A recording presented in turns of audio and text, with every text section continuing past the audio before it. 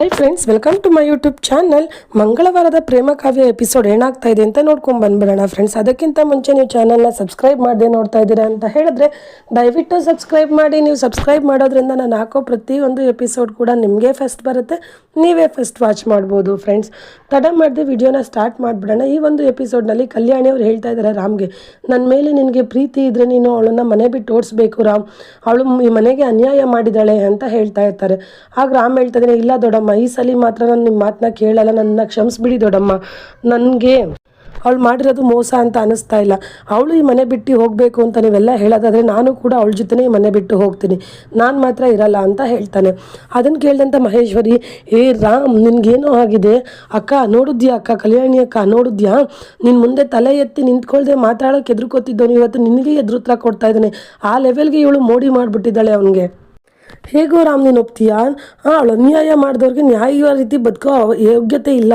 ಅನ್ಯಾಯ ಮಾಡಿರೋಳು ಈ ಮನೆಗೆ. ಅವಳು ನೋಡಿ, ಇನ್ನೂ ಮಹಾದೇವ ಮತ್ತು ಕಾವಿನ ಲೈಫ್ ಇನ್ನೂ ಸೆಟ್ಲ್ ಆಗಿಲ್ಲ, ಇವರಿಂದಾಗಿ ಇವಳಿಂದಾಗಿ ಅಂತ ಎಲ್ರಿಗೂ ಮೋಸ ಮಾಡಿರೋಳು. ಇವಳು ಮುಖ ನೋಡಿಕೊಂಡು ನಾವು ಹೆಂಗೋ ಬದುಕೋಕ್ಕಾಗುತ್ತೆ ಈ ಮನೆಯಲ್ಲಿ, ಅರ್ಥ ಮಾಡ್ಕೊಳ್ಳೋ ರಾಮ್ ಅಂತ ಹೇಳ್ತಾ ಇರ್ತಾಳೆ. ನನಗೆ ಗೊತ್ತಿಲ್ಲ, ಒಟ್ಟಿನಲ್ಲಿ ಇವಳು ಈ ಮನೆಯಲ್ಲಿ ಇರಬಾರ್ದು, ಹೋಗ್ತಾ ಇರಬೇಕು ಅಷ್ಟೇ. ಅಕ್ಕ ನನಗೆ ಮಾತು ಕೊಟ್ಟಿದ್ದಾರೆ, ಸತ್ಯ ಪ್ರೂವ್ ಆಗಿದ್ದಿನ ನಾನು ಇವಳನ್ನ ಮನೆಯಿಂದ ಆಚೆ ಆಗ್ತೀನಿ ಅಂತ. ನನಗೆ ಗೊತ್ತಿಲ್ಲ ಇವಳು ಮನೆಯೊಳಗೆ ಬರಬಾರ್ದು ಅಂತ ಕಿರ್ಚ್ತಿರ್ತಾಳೆ. ಆಗ ರಾಮ್, ಮುಚ್ಚಮ್ಮ ಬಾಯಿ ಸಾಕು, ಏನಕ್ಕೆ ರಮ್ಮ ನಿಮ್ಗೆ ಇಷ್ಟೊಂದು ಕೋಪ ಇವಳ ಮೇಲೆ? ದ್ವೇಷ, ಕೋಪ. ಅವಳು ನನ್ನನ್ನು ಮೋಸದಿಂದ ಮದುವೆ ಆದ್ಲು, ಸಂಚು ಮಾಡಿ ಮದುವೆ ಆದ್ಲು ಅಂತಾನ. ಅವತ್ತು ಯಾವುದೋ ಅನಿವಾರ್ಯ ಕಾರಣದಿಂದ ಹಂಗೆ ಆಗಿರ್ಬೋದು, ಆದರೆ ನಾನು ಇವತ್ತು ಅವಳನ್ನು ಮನ್ಸಾರೆ ಪ್ರೀತಿಸ್ತಾ ಇದ್ದೀನಿ. ಮನ್ಸಾರೆ ಪ್ರೀತಿಸ್ಬಿಟ್ಟು ಮದುವೆ ಆದರೆ ಏನು ತಪ್ಪಿಲ್ಲ ಅಲ್ವಾ? ಇರಿ ಒಂದು ನಿಮಿಷ, ನಾನು ಬರ್ತೀನಿ ಅಂತ ಹೇಳಿ ದೇವ್ರ ಮನೆಗೆ ಹೋಗಿ ದೇವ್ರ ಕಳಿಸದಲ್ಲಿರುವಂಥ ತಾಲಿನ ತೊಗೊಂಬಂದು ಪ್ರೇಮನ ಕತ್ತಿಗೆ ಕಟ್ತಾ ಇರ್ತಾನೆ. ಆಗ ಮಹೇಶ್ವರಿ, ಹೇ ರಾಮ್ ಪ್ಲೀಸ್ ಬೇಡ ಕಣೋ ಅಂತ ಇರ್ತಾಳೆ. ಆದರೂ ಕೂಡ ಇವನು ತಾಲಿ ಕಟ್ತಾನೆ. ಪ್ರೇಮ ಕತ್ತೆಗೆ ತಾಲಿ ಕಟ್ಟಾದ್ಮೇಲೆ ಪ್ರೇಮ ಅವ್ನ ಕಾಲಿಗೆ ಬಿದ್ದು ನಮಸ್ಕಾರ ಮಾಡ್ಕೊತಾಳೆ. ಅದಾದ ನಂತರ ರಾಮ ಹೇಳ್ತಾ ಇದ್ದಾನೆ, ಇವತ್ತಿಂದ ಪ್ರೇಮನ ನಾನು ಮನ್ಸಾರೆ ಹೆಂಡತಿ ಅಂತ ಒಪ್ಕೊಂಡಿದ್ದೀನಿ. ಇನ್ನು ಮುಂದೆ ಪ್ರೇಮನ ಬಗ್ಗೆ ಯಾರು ಮಾತಾಡ್ಕೂಡ್ದು ಮನೆಯಲ್ಲಿ ಕೆಟ್ಟಾಗಿ ಅಲ್ವಾ?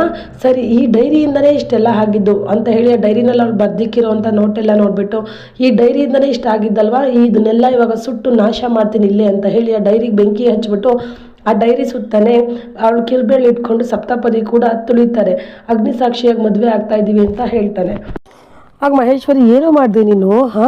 ಮತ್ತೆ ಹಾಗೆ ಹಾಲೆರಿತಾ ಇದೆಯಾ ನೀನು, ಈ ಬುಸ್ಗುಡು ಹಾಗೆ ಬುದ್ಧಿ ಇಲ್ವಾ ನಿನಗೆ ಅಂತ ಬೈತಿದ್ದಾಳೆ. ಆಗ ರಾಮ ಹೇಳ್ತಾ ಇದ್ದಾನೆ, ನನಗೆ ಕರೆಕ್ಟಾಗಿ ಬುದ್ಧಿ ಇರೋದಕ್ಕೆ ನಾನು ಕೆಲಸ ಮಾಡ್ತಾ ಇರೋದು. ನಾನು ಇವತ್ತು ನೀವು ಅವತ್ತು ಆ ಮದುವೆ ಅಂತ ಒಪ್ಪಿದ್ರೋ ಒಪ್ಪಿಲ್ವೋ ನನಗೆ ಗೊತ್ತಿಲ್ಲ. ಇವತ್ತು ನಾನು ಅಗ್ನಿ ಸಾಕ್ಷಿಯಾಗಿ ಮದುವೆ ಆಗಿದ್ದೀನಿ, ಇದನ್ನು ನೀವು ಒಪ್ಪಿರ್ತೀರ ಅಂತ ನಾನು ಅನ್ಕೊತೀನಿ ಅಂತ ಹೇಳ್ತಿರ್ತಾನೆ. ಆಗ ಕಲ್ಯಾಣಿಯವರು, ಸಾಕು ಮುಚ್ಚೋ ಬಾಯಿ, ಏನೋ ಮಾತಾಡ್ತಾ ಇದೆಯಾ ನೀನು? ಬೆಂಕಿ ಸುತ್ತಬಿಟ್ರೆ ನೀನು ಅವಳು ಮಾಡಿರೋ ಪುಣ್ಯ ಎಲ್ಲ, ಪಾಪ ಎಲ್ಲ ಹೋಗಿ ಪುಣ್ಯ ಬಂತು ಅಂತ ಅನ್ಕೊಂಬಿಟ್ಟ? ಚಾನ್ಸೇ ಇಲ್ಲ. ನಾನು ಯಾವುದೇ ಕಾರಣಕ್ಕೂ ಅವಳನ್ನ ಸೊಸೆ ಅಂತ ಒಪ್ಕೊಳ್ಳಲ್ಲ. ನೀನು ಬೇಕಾದರೆ ಅವಳು ಮೋಸದ ಬಲೆಗೆ ಮತ್ತೆ ಬಿದ್ದಿರ್ಬೋದು, ನಾನು ಮತ್ತೆ ಅವಳು ಮೋಸದ ಬಲೆಗೆ ನಾನು ಬಿಡಕ್ಕೆ ಹೋಗಲ್ಲ. ಯಾವುದೇ ಕಾರಣಕ್ಕೂ ಅವಳು ನನ್ನ ಸೊಸೆ ಅಂತ ಒಪ್ಕೊಳ್ಳಲ್ಲ. ಅವಳು ನಮ್ಮ ಮನೆಗೂ ಬರಬಾರ್ದು. ಅಂದಾಗೆ ನೀನು ಏನಾದರೂ ಈ ಮನೆಯಲ್ಲಿ ನಿನ್ನ ಸ್ಥಾನನ ನೀನು ಉಳಿಸ್ಕೊಬೇಕು ಅಂತಂದರೆ ಈ ಮನೆಗೆ ನೀನು ಒಬ್ಬನೇ ಬರಬೇಕು, ಅವಳು ಬರಬಾರ್ದು ಅಂತ ಹೇಳ್ತಾಳೆ. ಅವಾಗ ಮಾದೇವ ಹೇಳ್ತಾ ಇದ್ದಾನೆ, ಅಮ್ಮ ಏನು ಮಾತಾಡ್ತಾ ಇದೆಯಾ ಅಮ್ಮ ನೀನು? ಈಗ ಅವರಿಬ್ಬರೇ ಹೊಂದಾಣಿಕೆ ಮಾಡ್ಕೊಂಡು ಹೋಗ್ತಾ ಇದ್ದೀವಿ ಅಂತ ಒಬ್ರಿಗೊಬ್ರು ಪರಸ್ಪರ ಒಪ್ಕೊಂಡಿದ್ದಾರೆ. ನೀನು ನೋಡಿದ್ರೆ ಇವಾಗ ಹಿಂಗೆ ಹೇಳ್ತಾ ಇದ್ಯಾ ಏನಮ್ಮ ಅಂತ ಹೇಳ್ತಾನೆ. ಆಗ ಅವಳು ಕಲ್ಯಾಣಿ, ಮಾದೇವ ನೀನು ಮುಚ್ಚು ಬಾಯ್, ನೀನು ಇನ್ನೊಂದು ಮಾತಾಡಿದ್ರು ನನ್ನ ಮೇಲೆ ಆಣೆ, ನಾನು ಸತ್ತಂಗೆ ನೀನು ಮಾತಾಡಬೇಡ ಅಂತ ಹೇಳ್ಬಿಟ್ಟು, ನೋಡು ರಾಮ್, ಇವಾಗ ನಿರ್ಧಾರ ನಿನ್ನ ಕೈಲಿದೆ. ನಾನು ಬೇಕಾ, ನಿಮ್ಮ ದೊಡ್ಡಮ್ಮ ಬೇಕಾ, ಅಥವಾ ಈ ಪ್ರೇಮ ಬೇಕಾ? ನೀನೇ ಡಿಸೈಡ್ ಮಾಡ್ಕೊ, ನಿನ್ನ ಹತ್ರನೇ ಇರೋದೇ ನಿರ್ಧಾರ. ನಾನು ಬೇಡ, ಈ ಪ್ರೇಮನೇ ಬೇಕು ಅಂತಂದರೆ ನಿನಗೂ ಕೂಡ ಈ ಮನೆಯಲ್ಲಿ ಜಾಗ ಇಲ್ಲ, ನೀನು ಕೂಡ ಅವಳ ಜೊತೆ ಹೋಗ್ತಾ ಇರ್ಬೋದು, ನಿರ್ಧಾರ ಮಾಡು ಅಂತ ಹೇಳಿ ಟೈಮ್ ಕೊಡ್ತಾರೆ. ಆವಾಗ ಮಹೇಶ್ವರಿ ಹೇಳ್ತಾ ಇದ್ದಾಳೆ, ರಾಮ್, ಈ ದೊಡ್ಡಮ್ಮ ನಿನಗೆ ದೇವ್ರಿದ್ದಂಗೆ, ದೇವ್ರ ಮಾತನ್ನ ಯಾವತ್ತೂ ನೀನು ಮೀರ್ತಾ ಇರಲಿಲ್ಲ, ಯೋಚನೆ ಮಾಡು ರಾಮ್, ದೊಡ್ಡಮ್ಮನ ಮನಸ್ಸಿಗೆ ನೋವು ಮಾಡಬೇಡ ರಾಮ್ ಅಂತ ಹೇಳ್ತಾಳೆ. ಆಗ ರಾಮ್, ಹೌದು, ನಾನು ದೊಡ್ಡಮ್ಮನ ಮನಸ್ಸಿಗೆ ನೋವು ಮಾಡಲ್ಲ, ಆದರೆ ಏನು ಮಾಡೋದು, ದೇವ್ರಿಗೆ ಇವಾಗ ನನ್ನ ಮೇಲೆ ಕೋಪ ಬಂದ್ಬಿಟ್ಟಿದೆ. ನನ್ನ ದೊಡ್ಡಮ್ಮ ನನಗೆ ದೇವ್ರಿದ್ದಂಗೆ, ಆ ದೇವರೇ ಕೋಪ ಮಾಡ್ಕೊಂಡಿದ್ದೆ ನನ್ನ ಮೇಲೆ, ಅದು ಏನೂ ಮಾಡೋಕ್ಕಾಗ್ತಾಯಿಲ್ಲ ನನ್ನ ಕೈಲೂ. ಆದರೆ ಈ ಸಲ ಮಾತ್ರ ನಾನು ನನ್ನ ಪ್ರೇಮನ ಪರವಾಗೇ ನಿಲ್ತೀನಿ ಅಂತ ಹೇಳಿಬಿಡ್ತಾನೆ. ಅದನ್ನು ಕೇಳಿ ಎಲ್ರಿಗೂ ಶಾಕ್ ಆಗುತ್ತೆ.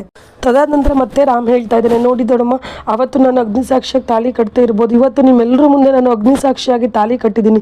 ಅಗ್ನಿಸಾಕ್ಷಿಯಾಗಿ ತಾಳಿ ಕಟ್ಟೋದು ಅಂತಂದರೆ ನಿನ್ನ ಜೊತೆ ಕಷ್ಟ ಆಗಲಿ, ಸುಖ ಆಗಲಿ, ಬಿಸ್ತಿರಲಿ, ನೆರಳಿರಲಿ, ಎಲ್ಲ ಕಷ್ಟದಲ್ಲೂ ನಾನು ನಿನ್ನ ಜೊತೆ ಭಾಗಿಯಾಗ್ತೀನಿ ಅಂತ ಹೇಳಿ ಕಟ್ಟಿರೋದು ನಾನು. ಅಷ್ಟೇ ಅಲ್ಲದೆ ನೀವು ನನಗೆ ಸಂಸ್ಕಾರ ಹೇಳ್ಕೊಟ್ಟಿದ್ರೆ, ಎಂಥ ಕಷ್ಟದಲ್ಲಿದ್ರೂ ಹೆಂಡ್ತಿನ ಚೆನ್ನಾಗಿ ನೋಡ್ಕೊಬೇಕು ಅಂತ. ಅಂಥದ್ರಲ್ಲಿ ಇವತ್ತು ನಾನು ಆ ಮಾತನ್ನ ಉಳಿಸ್ಕೊಬೇಕು ಅಂತಂದರೆ ನಾನು ಅವಳ ಜೊತೆ ಇರಬೇಕು. ಅವಳು ನಡು ನೀರಿನಲ್ಲಿ ಕೈ ಬಿಟ್ಟರೆ ನಿಮ್ಮ ಮಾತಿಗೆ ನಾನು ಅವಮಾನ ಮಾಡ್ದಂಗೆ ದೊಡ್ಡಮ್ಮ. ಇಲ್ಲ ದೊಡ್ಡ ದೊಡ್ಡಮ್ಮ, ನಾನು ಈ ಸಲ ಪ್ರೇಮನ ಪರವಾಗೇ ನಿಲ್ತೀನಿ. ಈ ಮನೆಯಲ್ಲಿ ನೀವು ನನ್ನ ಹೆಂಡತಿ ಪ್ರೇಮನ ಸೊಸೆ ಅಂತ ಒಪ್ಕೊಂಡಿಲ್ಲ ಅಂದಮೇಲೆ ನಾನು ಕೂಡ ಈ ಮನೆಯಲ್ಲಿ ಮಗನಾಗಿರೋಕ್ಕೆ ಯೋಗ್ಯನಲ್ಲ.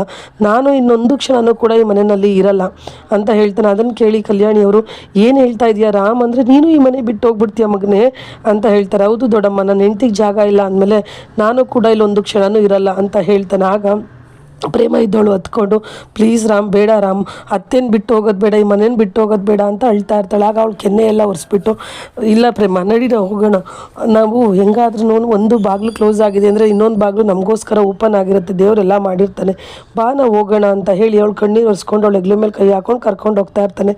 ಆವಾಗ ಕಲ್ಯಾಣಿ ಅವರು, ನಿಂತ್ಕೊಳ್ಳಿ, ಅಷ್ಟರಲ್ಲಿ ಕಾವ್ಯ ಕೂಡ ನಿಂತ್ಕೊಳ್ಳಿ ಅಂತ ಕಿರ್ಚ್ಕೊಂಡು, ನೀನು ಇಷ್ಟು ಈಸಿಯಾಗಿ ಹೋಗೋಕ್ಕೆ ಬಿಟ್ಬಿಡ್ತೀನಿ ಅಕ್ಕ, ನೀನು ಇಷ್ಟು ದೊಡ್ಡ ಮೋಸ ಮಾಡ್ತೀಯ ಅಂತ ನಾನು ಅಂದ್ಕೊಂಡಿರಲಿಲ್ಲ, ನಿನ್ನ ಸ್ವಾರ್ಥಕ್ಕೋಸ್ಕರ ನನ್ನ ಜೀವನನೇ ಬಲಿ ಕೊಟ್ಬಿಟ್ಟಲೆ ಅಂತಾಳೆ. ಆಗ ಪ್ರೇಮ, ಅದು ಕಾವ್ಯ ಅರ್ಥ ಮಾಡ್ಕೋ ಅಂತಾಳೆ. ಏನು ಅರ್ಥ ಮಾಡ್ಕೊಳ್ಳೋದು, ನಿನ್ನ ಸ್ವಾರ್ಥಕ್ಕೆ ನನ್ನನ್ನು ಬಲಿ ಕೊಟ್ಟಿದ್ದೆ, ನನ್ನ ಕನಸುಗಳನ್ನ ಎಲ್ಲ ಹಾಳು ಮಾಡ್ಕೊಂಡಿದ್ದೆನ, ನಾನು ನಿನಗೆ ಅಪ್ಪ ಅಮ್ಮನ ಮಾತು ಕೇಳಿಲ್ಲ, ಅವರು ನಿನ್ನ ಮಾತು ಕೇಳಿ ನಿನ್ನ ಮಾತಿಗೆ ಗೌರವ ಕೊಡ್ತಾ ಇದ್ದೆ, ನಾನು ನಿನಗೆ ತಾಯಿ ಸ್ಥಾನ ಕೊಟ್ಟಿದ್ದೆ, ನೀನು ತಾಯಿಯಾಗಿ ನನಗೆ ವಿಷ ಕೊಟ್ಬಿಟ್ಟೆ ಕಣೆ, ನಾನು ನಿನ್ನ ನಂಬಿದ್ದೆ ಅಂತ ಹೇಳ್ತಾಳೆ. ಆಗ ರಾಮ ಹೇಳ್ತಾ ಇದ್ದಾನೆ, ಅದು ಹಂಗಲ್ಲ ಕಾವ್ಯ ಅವರೇ ಅಂತ ಹೇಳಕ್ಕೆ ಬರ್ತಾನೆ. ಏನು ರಾಮ್ ಸುಮ್ಮನಿರಿ ನೀವು, ಇನ್ನೂ ಕೂಡ ಅವಳ ಪರವಾಗಿ ನೀವು ಮಾತಾಡ್ತಾ ಇದ್ದೀರಲ್ಲ, ಇವಳಿಂದಾಗಿ ನನ್ನ ಎಜುಕೇಷನ್ನು ಅರ್ಧಕ್ಕೆ ನಿಂತೋಯ್ತು, ಇನ್ನು ಇವಳು ಇದಕ್ಕೋಸ್ಕರ ನಾನು ಮಹಾದೇವನ್ನ ಮದುವೆ ಆದೆ, ಈ ಕಡೆ ಮಹಾದೇವನೂ ಸಂತೋಷವಾಗಿಲ್ಲ, ನಾನು ಕೂಡ ಸಂತೋಷವಾಗಿಲ್ಲ, ಯಾಕೆ ಹಿಂಗೆ ಮಾಡಿದೆ ನೀನು ಅಂತ ಹೇಳ್ತಾರೆ. ಆವಾಗ ಅವಳು ಹೇಳ್ತಾ ಇದ್ದಾಳೆ, ಪ್ರೇಮ ಅದು ಕಾವ್ಯ, ನಾನು ನಿಜವಾಗ್ಲೂ ಅವತ್ತು ಮದುವೆ ಮನೆಯಲ್ಲಿ ನಿನ್ನ ಮದುವೆ ಮಹಾದೇವ್ ಜೊತೆ ಆಗೈತೆ ಅಂತ ನಾನು ನಿಜವಾಗ್ಲೂ ಅಂದ್ಕೊಂಡಿರಲಿಲ್ಲ, ನನ್ನ ನಂಬೆ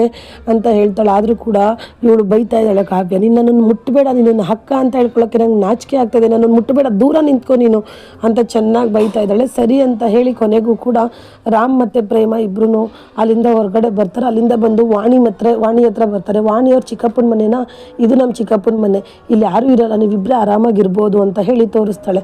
ಅದನ್ನು ನೋಡಿದಂಥ ಪ್ರೇಮ ಥ್ಯಾಂಕ್ ಯು ಅಂತ ಹೇಳ್ಬಿಟ್ಟು, ರಾಮ್ ನೀನು ಅರಮನೇಲಿ ಇರಬೇಕಾದವನು ಇವತ್ತು ಈ ಮನೆಗೆ ಬಂದಿದ್ಯಾ ಅಂತ ಹೇಳ್ತಾಳೆ. ಆಗ ರಾಮ ಹೇಳ್ತಾ ಇದ್ದಾನೆ, ನೀನೇನು ನೊಂದ್ಕೊಂಬೇಡ ಪ್ರೇಮ, ಎಲ್ಲ ಒಳ್ಳೇದಾಗುತ್ತೆ, ನಮ್ಮ ದೊಡ್ಡಮ್ಮನೆ ನಮ್ಮನ್ನು ಮನಸ್ಸು ಸೋತಿ ಕರಿಬೇಕು, ಆ ಥರ ಇಬ್ಬರೂ ಬದುಕಿ ತೋರಿಸೋಣ ಅಂತ ಹೇಳಿ ಇಬ್ಬರು ಖುಷಿಯಾಗಿ ಆ ಮನೆಗೆ ಎಂಟ್ರಿ ಕೊಡ್ತಾರೆ. ಫ್ರೆಂಡ್ಸ್, ಈ ವಿಡಿಯೋ ಇಷ್ಟ ಆಗಿದ್ದಲ್ಲಿ ಈ ಕೂಡಲೇ ನೀವು ಈ ಚಾನಲ್ನ ಸಬ್ಸ್ಕ್ರೈಬ್ ಮಾಡಿ, ಹಾಗೆ ಕಮೆಂಟ್ ಮಾಡಿ friends. Thank you for watching. Bye.